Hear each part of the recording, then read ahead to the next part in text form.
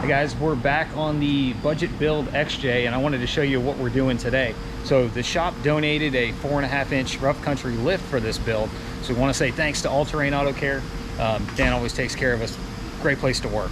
So let me show you what the kit comes with. This is the 4.5-inch kit from Rough Country.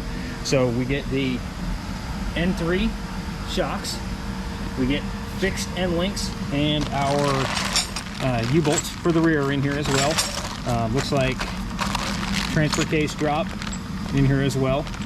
Transfer case drop and SYE is probably the really right way to do this. Again, we're doing this on a budget here. Got the wheel adapters from Rough Country. This will allow us to use the JL wheels on our XJ bolt pattern. Comes with fixed lower control arms. Of course, even if you're doing this on a budget, there's no other way to do it than with full leaf springs. You want it to ride well, you want it to actually get the maximum amount of lift. That's the way to do it, because if you look at the leaf springs on this guy, they are flat. I mean, they are literally flat. So you add a leaf into that, you might be buying yourself a little bit of time, but why go through all that trouble? So you're going to do it, get the full leaves.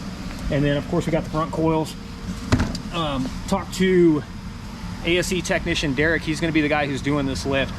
He's got a couple of old extra front coil isolators we can put in the front, because we do have plans to put bumpers and winch on this, and that's something to think about. If you're going to add a lot of weight to the front or rear of your vehicle, you need to consider, well, what is that going to do to my suspension height? Am I going to need to do an adjustable spacer? Am I going to need to do some kind of a spacer to keep that look that you want? So we'll see kind of how it looks before and after. And again, I'm going to show you guys how it goes throughout this entire trip here. So any questions that you have, please comment them in. I'll be happy to answer them. So here we go. There she is for the last time with no lift.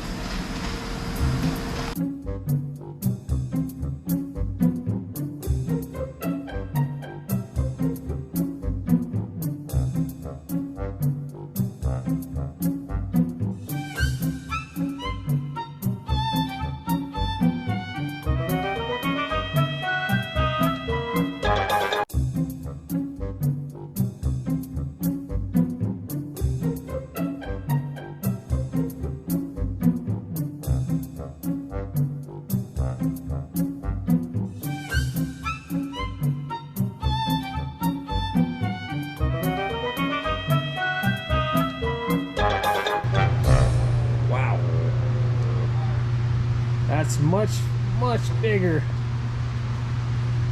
Take a little bit of time to settle. Now we did run into a couple of small issues here, so we added those spacers in the front to kind of help compensate for the bumper and winch that we plan on doing.